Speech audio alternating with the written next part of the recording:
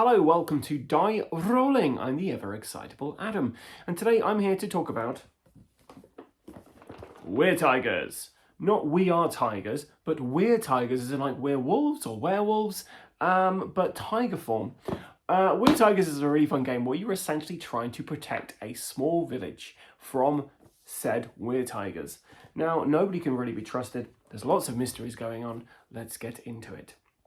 The game is fairly simple. You are essentially, it's kind of like a tower defense game. You're going to be assigning dice to villagers to protect against the village.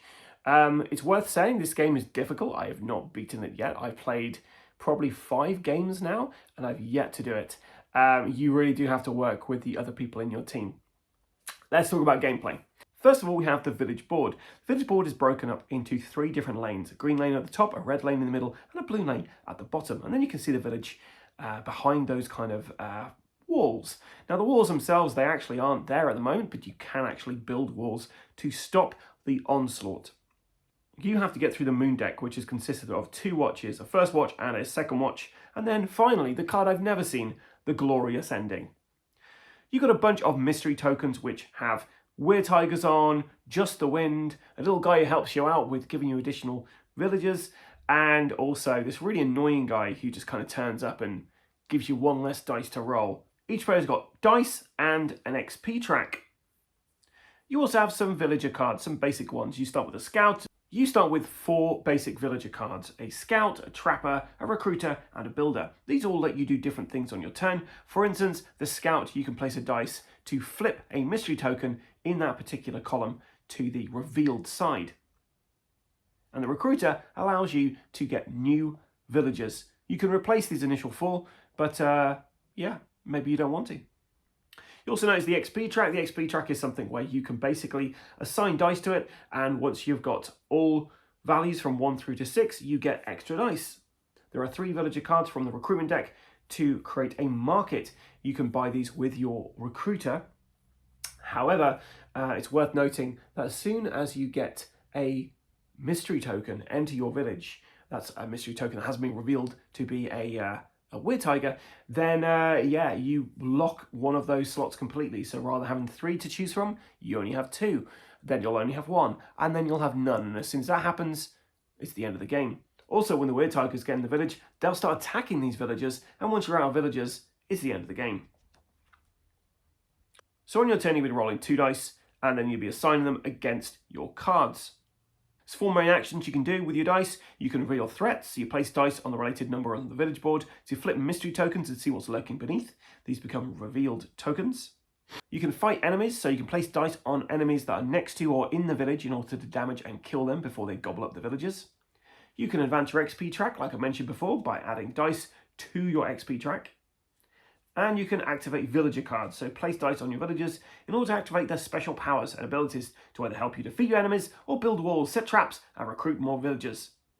Once you finish your phase, you have the moon phase, where you're going to be drawing moon cards. Then you're going to be spawning threats, and then you're going to be placing these tokens onto the board. Now, sometimes these tokens will push other tokens further into your village, so you've really got to plan a couple of turns ahead. Once the moon card's been fully resolved, you check to see if any mystery tokens or other enemies are inside the village and start causing havoc. The mystery tokens get rid of slots in your market deck, and the enemies start attacking your villagers. So what are my thoughts on Weretigers? Let's talk about the positive. First of all, it doesn't outstay its welcome. It's a game that, play it 2 players, take about 45 minutes, half an hour, 45, depending on your familiarity with the game. It doesn't take too long to teach or set up. It's easy to travel around as well, so we took this on holiday with us, and it was easy to get out, play, and you're done. It was great. It wasn't like one of these games where you got tons of setup, and when you've got young children, it's really important that you don't lose their interest if they're in the same room as you and you are trying to set up a game. The artwork, let's talk about the artwork in this. The artwork is lovely. It's at a level that the theme of this is, monstrous Weretigers coming in and slaughtering villagers. This could be quite dark. However, they went for quite a family-friendly kind of art style for this, and it works. It's one of those games that you can play with younger children because the art isn't too grisly. And to be fair, you could always say, oh, the Weretigers aren't killing people, they're capturing them. You can work that as a parent. you know, I'm not in your house, I'm not telling you what to do, but you know, you could do that if you're worried about the sensitivity of younger children. I'm mentioning children here, but playing as adults is a blast. This is one of those games where you can really you've really got to think about your turn, maximize your dice. There's a bit of risk and reward about adding dice to that XP track, because if you manage to unlock extra dice, that's great because you've got more options on your turn, but you are kind of limiting what you can do on your turn because you've got less dice to roll. So yeah, so there is that. The recruiter is pretty good because you can save dice for following rounds. So yeah, I had an issue when I was playing this game initially, thinking that, you know, I played games like this before where you assign dice to different cards or areas, and you take them back at the end of the round. And I was having turns where I was like, well, I've rolled dice, but I actually cannot do anything. But what you can do is just put those dice onto the recruiter to get yourself additional villagers, which might help you in your cause to stop the Weretigers. The traps are really good. The walls are really good. I love the mystery tokens, that they're double-sided. There's a question mark on one side, and if they manage to get through your kind of village, then it, you know, takes out a complete market slot. It makes them really a high priority to get those focused on. And you are going to have moments where you're not quite sure what to focus on because you've got mystery tokens piling up. You've got the you know, the barbarians or Weretigers at the gates you need to sort, and then, you know, you get the bosses come in, and the bosses need a ton of dice to kill them. So yeah, lots to think about on your turn, but it's a simple game to learn. It's a simple game to teach, but there's difficulty in completing this. You could probably reduce the amount of cards in the deck if you wanted to make it a bit easier. There is a hard mode in this, which I've yet to try out because I've yet to master the normal mode. And there's also a mode where you can basically, instead of having a first watch deck and then a second watch deck and then the ending, you could shuffle the first and second watch together. So there's a much, it's much more varied, because the first watch deck, it does start you off gently, and then you get absolutely hammered by that second watch if you're not keeping, you know, you don't have the right cards out, you don't have the right the amount of dice to roll. It's quite luck based. There is a lot of luck in this about the dice you roll. There's not a way to re-roll dice that I'm aware of, unless you have a card which you can place a dice on to then re-roll. It would be nice to have some option to re-roll dice in case you do have like a bum turn. I know things like Shaolia, that's got some options for you to add or subtract from your dice.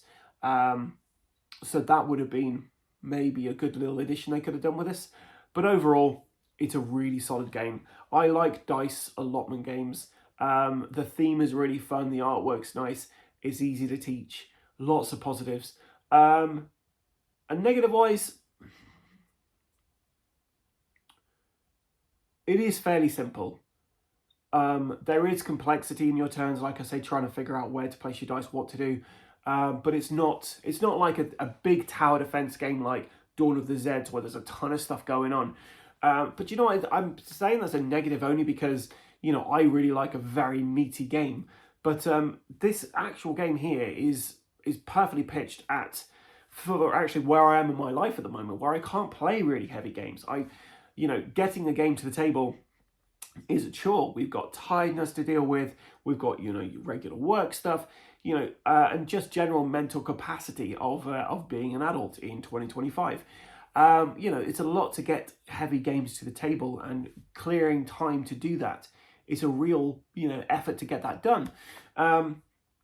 Whereas something like Weretigers, it's simple to play, but it's fun. You're going to be enjoying your turns on this. You're going to be enjoying working with people, and you know, you're cheering on your fellow kind of villagers who are trying to stop these Weretigers. You're really invested in this as it going forward, and getting that immersion investment in games can be tricky with there. But every time I played this, people have really been invested in playing it. My kids really enjoyed this. When they first saw it, they were like, oh, okay, well, let's give this a go, Dad. Within like 2 turns, they were like, we've got to do this, Dad. Oh my God, we've got to kill these tigers before they get to us. Oh no, there's a mystery token over there. So yeah, they got invested really quickly. And my better half, who doesn't really play many games with me, really enjoyed playing this. So yeah, overall, if I was going to say, is this a back on crowdfunding? Is this a play in a board game cafe, or is this an avoid completely? This is a back on crowdfunding. This is a game I'm really happy to have in my collection. I imagine I'm going to get a lot of use out of this because of the amount of time it takes to set up and play, and just trying to beat the game. I like the fact they give you some variants in there, so you can, if you have beaten it, you can try some different modes. And overall, yeah, top marks. Would it be nice to see if they had some way to increase or decrease the values of your dice other than having villager cards? But that's probably the only pet peeve I have with this game. So yeah, so it's a buy from me. If you'd like to see this game in action, then yeah, check out the crowdfunding. There'll be a link for this as soon as they're up. But yeah, top marks for this. Really enjoyed it. I've been the ever excitable Adam. Until next time, stay safe or die rolling.